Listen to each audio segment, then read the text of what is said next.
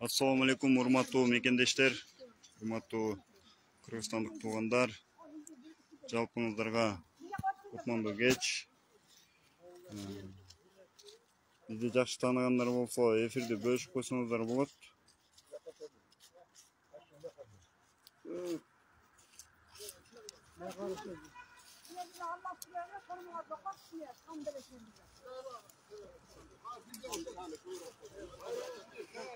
Эфирди бөлүшүп коюңуздар.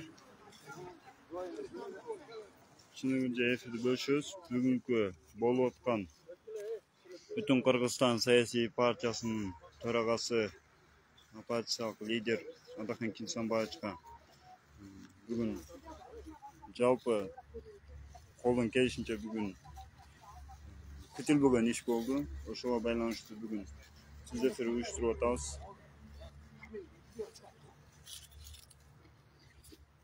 Жалпы меймандар эфирди бөлүшүп коюңуздар.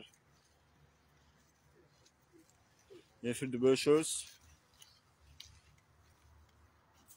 Бүгүн Бүтүн Кыргызстандын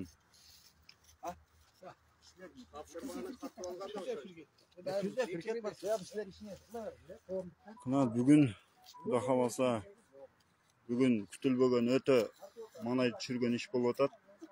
Бүтүн Кыргызстан партиясынын лидери Адахан Кимсанбаевичка күтүлбөгөн иштерди козгоп бүгүн бийлик тарабынан кысым болуп атат. Ошого эл бүгүн партиянын тарапташтары нааразылыгын билгизип атат. Төлөгөн ака, сөз сизде. Баштадым. Эфир кетти. Сүйлөйүн.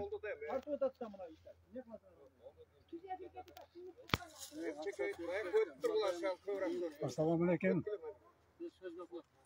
Жерлештер, мекендештер. Бүгүн биз Куршат эли үчүн чоң бир кайгылуу иш угуп, кабыргабыз кайышып турат. Мен айта турган сөзүм ушу Садыр менен Камчыга. Камчы, биз бардык кылган иштериңе биз унчукпай отурабыз. Мейли Кудайдын айтканы болот деп. Бирок чындыкты айтып, чындык үчүн күрөшүп, мекен деген баланы отургузуп койсоң, бул өтө жаман иш болду. Биз мына калада тиричилик кылып аткан жерибизден токтотуп коюп жумушубузду келип отурабыз. Туугандар, бул жаман нерсе. Элим, жерим деген адамды отургузуп койсоңор, карапайым эл кимге ишениш керек? Азыр жалгыз гана ошо Адаханга ишенип турабыз биз. Себеби биздин депутат ал. Арыз муунубузду ошого айтабыз. Ошол аркылуу бир адилеттүүлүккө жетебиз деген оюбуз бар эле. Биздин үмүтүбүздү өчүрүп атасың. Шунча элдин бул бүгүн чукул жерден эл угуп калып эле топтолгон жерибиз. Мындан ары эми бардык ишке эл оозун жаап отура албайт. Эми мындан ары чыкса жаман болот. Адаханды мүмкүн болушунча чыгарып койгула. Чыгаргыла, кандай ишиңер болсо чыгарып коюп, эркиндеген эме отура ишиңерди кылгыла. Адаханды жерге торго камап коюп, элдин бардыгын жинине тийбегиле. Ошол, туугандар.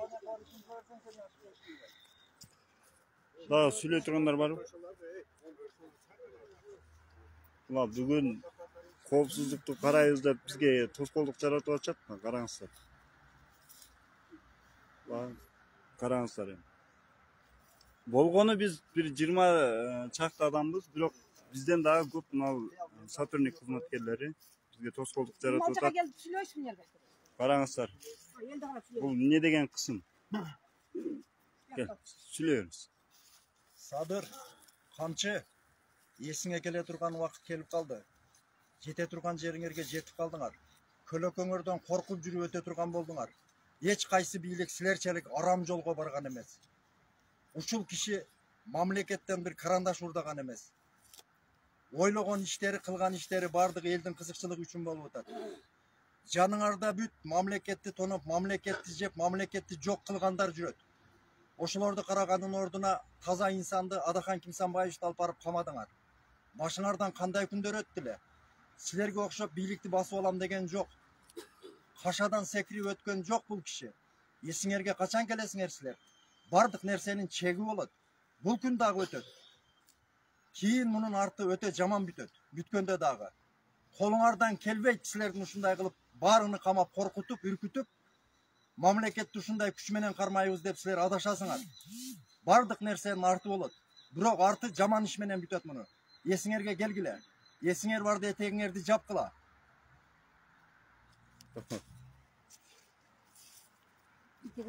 Дагы сүйлөй тургандар барбы? Келиңиздер. Аксакалдар, аналар, эжелер келиңиздер. Эфирди бөлүшөбүз достор. Бүт Кыргызстан көрсүн. Келin, сүйлөйөр. Assalamu alaikum, hurmatlı toğanlar. Mına bugün dağı жана кабарды уккандан кийин бири-бириз менен кабардашып эчтекени түшүнбөй могул жерге дагы топтолуп атабыз. Келип сүйлөшөлүчү кайрылалы деп. Эми ортодо эл кыйналып атат да, элге түшүнүксүз. Бүтүн Кыргызстан партиясы, Кыргызстанда 4-5 партия болса, ошолордун катарындагы алдыңкы партиянын бири. Adakan Kinsanbayич анын жетекчиси, биздин депутат Курчаптан. Анан бизге түшүнүксүз. Мына азыр эмен коюп атат. Бул маселени өткөндө эле койгон эле. Былтыр ушул убакта каралган да, баарыңар билесиңер. Былтыр карап, депутаттар карап, атайын органдар карап, эчтеке таппай, ал жерден эч күнөөсү жок экен деген бүтүм чыгарган.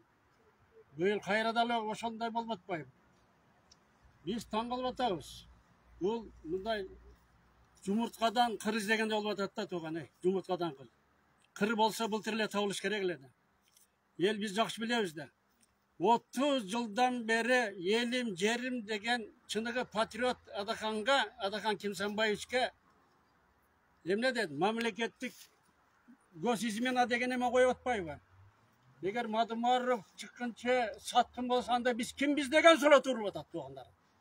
30 жыл каккан казыктай элим жерим деген патриотка ушундай эме коюп атат. Бул эмне мукурагандыкпы? Эптеп аны жок кылыш керек болуп атат да. Изолировать этиш керек болуп атат убактынча. Аны жок кылып туруп башка бир кыла турган иштерин кылбаш керек болуп атат, ачыгын айтканда. Эгер күнөөсү болгон болсо, мына артында калк бар. Кыргыз элине айтыш керек. Мына ол жерди мынанча жептир, мынандай күнөө кылыптыр, мынандай жасаптыр дептир. Эчтеке жок эле анан алып барыптыр, мына канча жылдан бери ушундай аракет попыткалар болуп атат. Ой, элди кыйнап бүттү го. Мунун артынан жүздөгөн миң эл бар да. Эл кыйналып атпайбы? Күнөөсү болсо камаш керек. Күнөөсү болсо, болбосо токтотуш керек болгон иште. Акыры бир чеги болуш керек да мындай нерсени. Ой, элим Кыргыз элим десеңер токтоткула да мындайдычы. Айткыла. Мына ол жерде мынандай кылган, тигиндей кылган, элге ачык айткыла. Анан камбагыла. Действительно болгон болсо эл мындай чыкпайт. Эмне деш керек дагы тугандар, Айткылачы. Кимде сөз бар? Айткыла. Бекер бизге эмне кылар күч жокпу? Ошондон келдик бул жерге. Мына эртең дагы топтолот адамдар. Кабар жеткен жок баарына. Ушинтип эле негизден мына Курчапта билгендердин баары азыр кыйналып атат. Неге мындай боло берет деп. Мамлекетте качан тынчтык болот тугандар, Качан болот тынчтык? Качан дыйган адам тынч ишин кылат? Качан адамдын укугу сакталат бул мамлекетте? Айтыш керек. Момоюп жүрсөк боло берет чогушкан иштер. Келиңиз. Сөзүнө кошумча айтып коеюнчу мына. Чын эле бул иште депутаттык комиссия түзүлдү. Парламентте карады. Мунун күнөөсү жок экен деп бул иш боюнча актап чыкканда, эми кайра эле ошол башка депутаттар мындай бир башкача көрсөтмө берип атат да. Мен бул жерде айтайын дегеним, кагылайын элим, баткендик туугандарга айрыкча айтам да. Ушул силердин жанагы таможниктер жасап аткан иштерде кыздарды манандай чечиндире деген, манта деген, мынта деген нерсе күйбөгөн жаныбыз күйүп кеткен ошондо. Biz şunday bir kızlarımızdı şuna kılıp attır, korda atıptır deyip.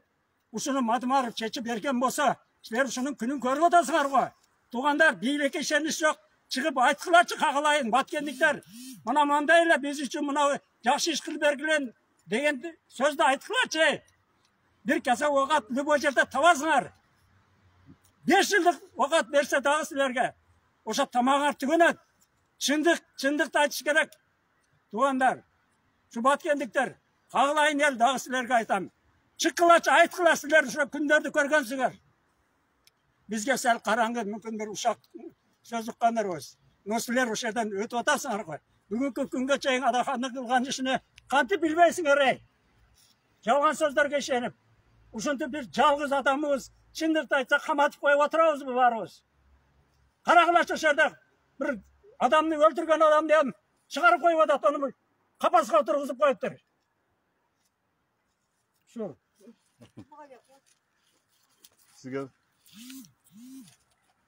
Мен арқамдағы бүгінгі немені тәртіпті қарағандарын жақсы аттаршы. Мен таппасам осылай таппай. Саламатсыңар ба? Қалай қалқым, қырғыз жүрдім. Бүгін біз аябай жаман қабар ұғып, күтусізден мына чұқыл бүгін кішкене болса да қайырлы жасайлы деп топталып отырабыз. Мен азыркы бийликке кайрыла телем. Бұл не деген масқарачылық? Сіздер повестка беріп, адамша чакырсаңыздар мыйзам чегинде. Bir емес 3 жолу повестка беріп, ошондо да келбей койсо, ушундай кадамга барсаңыздар жакшы болмакта. Bir жолу да повестка жөнөтпөстөн, жаш баласы менен көчөдө кетип аткан жеринен баса калып, кылмышкер катары кылып, мындай кылып алып келгениңер бул өтө уят нерсе да. Бул адам жогорку кеңештин депутаты болсо, bir partiyanın жетекчиси болсо, Kırgızstanda жалгыз чындык деп чыркыраган ушул киши болсо, анан келип ушу чындыкты айткан кишини bir өтө мыйзамсыз жолдор менен келип ушинтип кармап кеткениңиздер бул туура эмес. Мен ошол бийликтегилерге кайрылат элем. Бул маселе боюнча 1,5 жыл мурун ушул ишти козгоп, тергөөсү да жүрүп, башкасы да жүрүп, Курманкул Зулушев өзү карап, өзү тергеп ушул ишти аягына чыгарган эле. Бардыгын тактап, актап чыгарып койгон болчумун. Кайра эле ушул мыйзам менен иш козгогонуңуздар бул өзү негизи мыйзамга туура келбейт да. Эми карап турсаң, биз башка өлкөлөргө маскара болуп атабыз да, шарманда болуп атабыз. Не деген өлкөдө жашап атабыз? Биздин Кыргызстандан мыйзам иштейби? Же биз башка жол менен, башка кыймыл менен иштеп калганбызбы? Мына бул Ысык көлдөгү 4 пансионатты жогорку кеңешке киргизип, ратификация кылыш үчүн Мадмаровго ушундай чара колдонуп атасыңарбы? Бул не деген ой менен ушул ишти жасап атасыңар? Биздин Кыргызстанда чындык барбы? Эгер чындык болсо, бүгүн Мадмаровду чыгарып койгула. Мыйзамсыз кармап алып кирип кеткениңерге эч кандай жол жок. 4 киши чогулуптур деп, биз Ак үйдүн алдында 400дөн ашык адам турганда 4 киши чогулупсуңар деп айткан. Камчек Ташиев. Ойлобоңуздар, бул жерде bir 20-30 адам турат. Булардын колунан эмне келет эле деп. Бүгүн күтүүсүздөн чукул кайрылуу жасаганга ушундай нерселер туура келип калды. Сиздерден мен талап кылат элем. Ушул жердеги элдердин атынан талап кылабыз. Мадмаровду бүгүндөн калтырбай чыгарып койгула. Биз ушуну талап кылабыз. Сиздер эч качан мыйзамды иш кылган жоксуздар. Сиздер бийликти иштей тургандарга өткөрүп берип, өзүңүздөрдүн сыйыңыздар менен жакшына тапшырып бериңиздер. İşte albaydı iken biz denizler. Özünüzden ayıbınızlardı, moynunuzlarga alыңыздар. Bardık nersenin çeki olat. Sizler çekten aşıp ettiңиздер. Mına geçe günü oşta topalan bolup, karapayım el, açuluk kaldırgan iken, birme bir izlep, günösü barındağı, günösün joğundağı bugün ap gelip suraka çıkır otasыңар. Mına jasagan işine tuura emez. Bey beçeranın baldarın keçe men aylımana 3 balan ap gelip suraptır. Bol dağı mıйзамга tuura gelbeyt tuğandar. Al ösө turgan balдар, kanı suyuk жаш балдар. Бул нерсени эске алып, bundan bir neçe yıl murun таласта болгон окуяда эмнеге ушундай нерселерди колго алган эмессиңер? Мына ушул достук командасында ойногон балдар экөө гана оштук экен. Калганы бардыгы түндүктөн экен. Бул кылганыңар туура болбойт. Кече күнү болуптур жаш балдар экен. Кызууганды калтырып коюптур. Анан көрүнгөнүн адамды алып келип, ал жерде барын деле, жогун деле алып келип сурап атканыңар бул чындыкка дал келбейт. Элдин талабы бүгүнкү чукул кайрылуу жасап атканыбыздын себеби Мадмаровду бүгүндөн азыр ушул убакыттан баштап чыгарып коюңуздар. Эл ушуну талап кылат.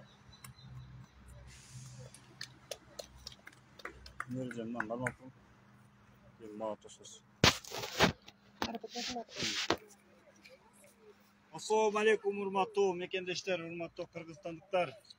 Мен нидешимди да билбей калдым. Бүгүн саат 11:30 бери ушул Адахан Кисанбаевди 13 жашар баласы менен алып кетти дегенден бери жеген тамам кайга кеткенин билбейм, же кылган ишим эмне иш болуп атканын билбейм. Бул Адахан Кисанбаевич, урматтуу бийлик өкүлдөрү, урматтуу депутаттар. Бул түрмө менен сындыра албайсыңар, бирок айтып коеюн. Түрмө менен сындыра албайсыңар. Türmeden sınbayt bu kişi.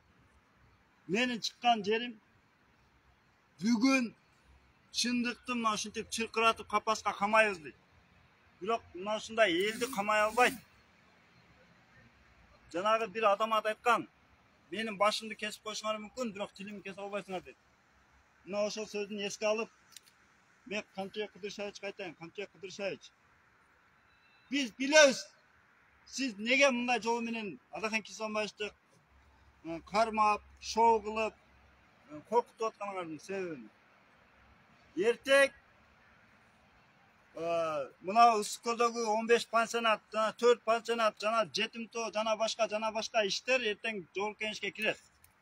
Bir эле ушул киши каршы калат. Жанагы кекитекке кадалган кылдай болуп, өкөнүн кекитегинде турат бул киши. Бул киши жок, булар эс ала албайт, дамыл албайт. Мына 5 жыл канча өткөнүн билбейт. Келген президенттик ушу менен күрөшөсүң. Чарчабадыңар бе? Болот да токтот кыладайм, окшобогон нерсени кылып атасыңар. Бул не көчөдө катардагы жаран беле бул. Бул 15 мамлекет тааныш турган, бул чыган политик бул. Көчөдөгү Камчы Көлбаевдин баласын кармагандай кармапсыңар. Кичине Uyat gerek. Düşman bolsa dagı urmatın oruna koyup koy deyt Kırgızda. Sizler adam gerçilik kılbaysınlar bu. Kaka barabız. Bugün Adahan Kисанбаевич, erteң men, anam bular. Buna artında turan Satürnüklerge ayıp koyun. Bularda degen bular tura düşünüş gerek. Adır bizden daha uşular köp. Buna biz uşu Jalanına 60'tan aşıp kalgan havalar, eceler oturat. Ne uşu kişilerin arkasında 100 bin degen dektaratlar var mı? Kayra sürekli tartışat. Men biliginden daha korkmayım, sadırından daha korkmayım. Buna bugün öte mizamsız iş kıldı. Şarmanda. Bu şarmanda çilek. Çalpak tilmeyen atkanda. Görüp oturuz.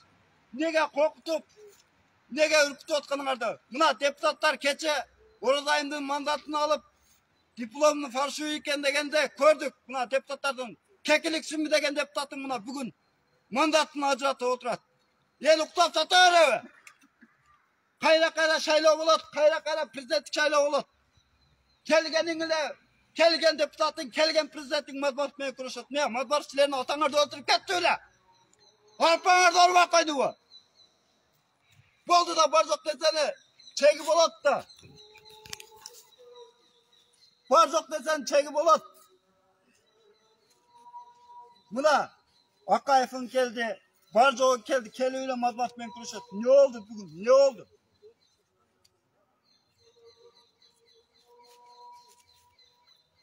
Tuğandar kişine oylan öyle bunlar. Sosyette jatı alıp beşikteki balanın bek boların kim bilet, karındağı balanın ham boların kim bilet deyip bunlar.